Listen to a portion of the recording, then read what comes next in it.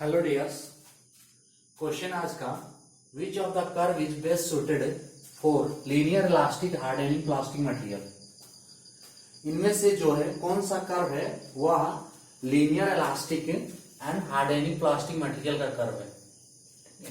Linear elastic hardening plastic material का curve है। ये क्वेश्चन एसएससी जेई 2018 का है। एसएससी जेई 2018 में पूछा गया है, जो कि स्ट्रेंथ ऑफ मटेरियल से, स्ट्रेंथ ऑफ मटेरियल का है। इसे सॉल्व करने के लिए सबसे पहले हमें ये जानना होगा कि इलास्टिक मटेरियल और प्लास्टिक मटेरियल क्या होता है। इलास्टिक मटेरियल उसे कहते हैं, इलास्टिक मटेरियल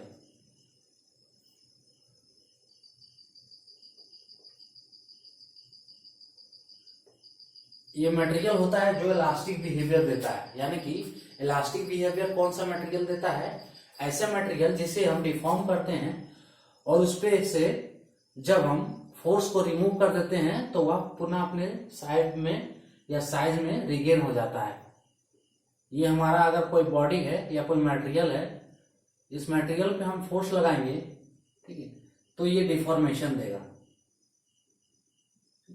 इस मटेरियल का लेंथ सपोज कीजिए एल है, सो जब इसमें फोर्स लगाएं तो ये डेल एल डिफॉर्मेशन दिया, ये डेल एल डिफॉर्मेशन दिया।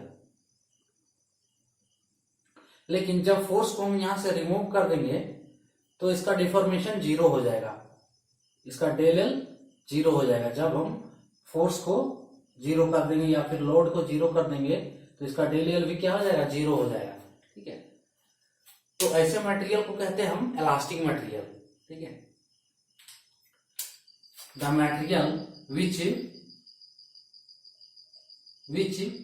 regain our shape and size, regain our shape and size after removing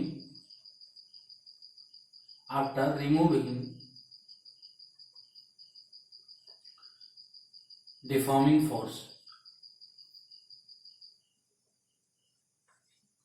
after removing deforming force. ऐसे मटेरियल को कहते हैं इलास्टिक मटेरियल।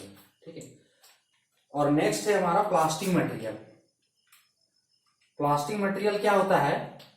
जो अपने शेप एंड साइज को रिगेन नहीं कर पाता है, प्लास्टिक मटेरियल। यानी कि ये क्या प्लास्टिक बिहेवियर देता है। ठीक है, अगर ये बॉडी है तो इस पे हम फोर्स लगाएं, सो ये तो डिफॉर्म हो गया, इसका लेंथ एल है। जब इस पे हम फोर्स लगाएं तो ये डिफॉर्मेशन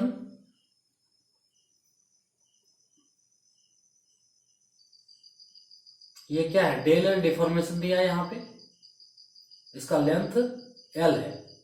तो जब इसमें हम फोर्स लगाएं तो ये डेल एल डिफॉर्मेशन दिया। लेकिन जब हम फोर्स को जीरो कर देते हैं तो इसका डिफॉर्मेशन जीरो के बराबर नहीं होता है, यानी कि यह अपने शेप एंड साइज को रिगेन नहीं कर पाता है।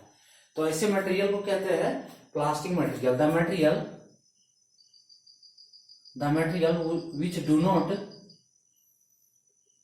which do not regain our shape and size,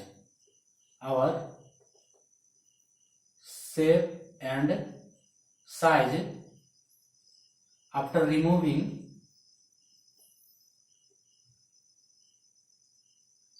removing external force।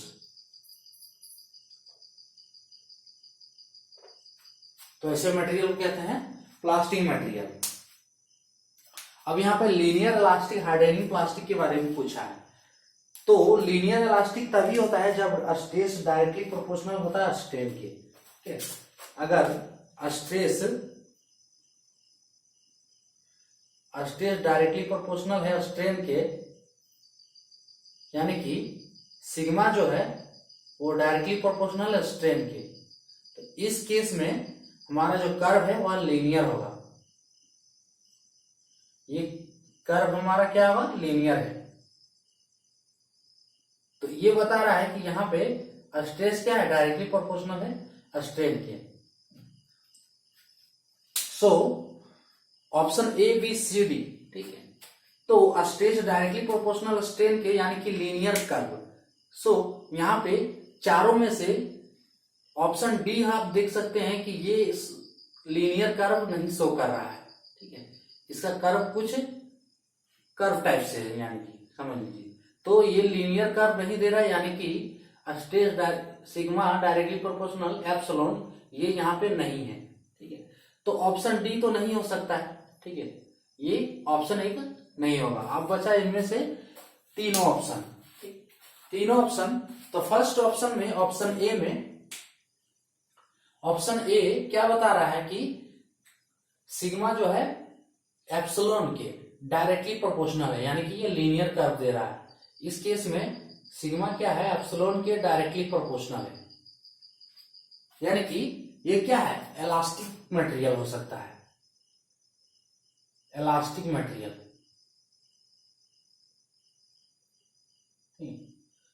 तो ये शो कर रहा है लीनियर कर्व, लेकिन यहां पे इससे आगे नहीं गया है, सिर्फ ये इलास्टिक मटेरियल यानी कि शो कर रहा है, ठीक है। ये प्लास्टिक बिहेवियर को नहीं दिखा रहा है, ओनली ये इलास्टिक बिहेवियर बता रहा है। तो यहाँ पे दोनों पूछा है कि linear elastic and hardening plastic material, ठीक है। सो ये ओनली क्या बता रहा है, इलास्टिक मटेरियल के कर्व को शो कर रहा है। तो ऑप्शन ए भी नहीं होगा।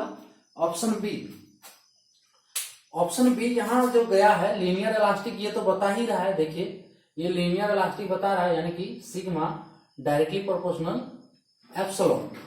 लेकिन एट इस पॉइंट के बाद, ठीक है, इस पॉइंट के बाद ये क्या दे रहा है, ये परफेक्टली प्लास्टिक मटेरियल का बिहेवियर दे रहा है, क्योंकि यहाँ पे देखिए सिर्फ एप्सिलॉन बढ़ रहा है, ठीक है, एप्सिलॉन बढ़ रहा है यहाँ से, लेकिन सिग्मा नहीं बढ़ रहा है, ठीक है।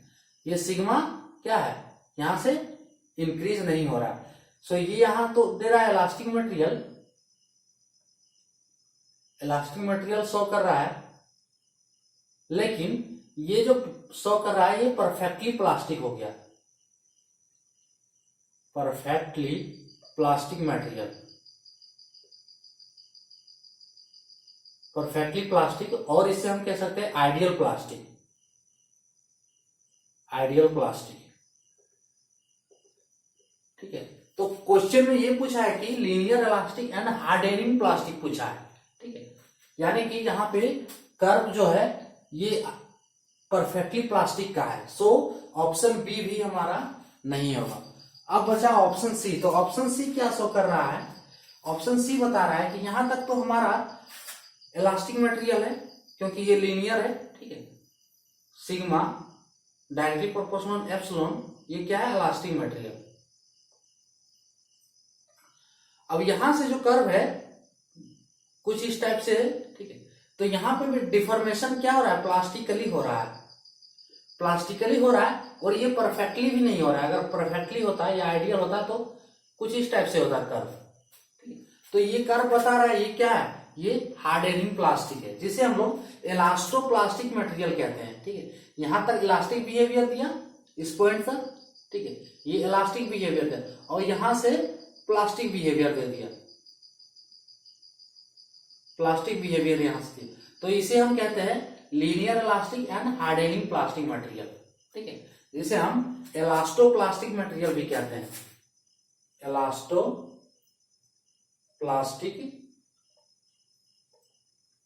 मटेरियल, ठीक है। और यहां से हमारा जो लीनियर इलास्टिक ये हो गया, यहां से जो मटेरियल बिहेवियर देगा वो हार्डनिंग प्लास्टिक, हार्डनिंग प्लास्टिक। तो इस वजह से हमारा जो करेक्ट ऑप्शन होगा वह होगा ऑप्शन सी, ठीक है। एंड ऑप्शन ए नहीं होगा, बी नहीं होगा, एंड डी नहीं होगा। ये तीनों ऑप्शन नहीं होंगे। इसका करेक्ट आंसर होगा option C. Which of the curve is best suited for linear elastic hardening plastic material. तो इसका करेक्ट आंसर होगा ऑप्शन सी। ये कर्व हमें दिखा रहा है linear elastic hardening plastic material, ठीक है। तो ये था आज का क्वेश्चन। जय हिंद।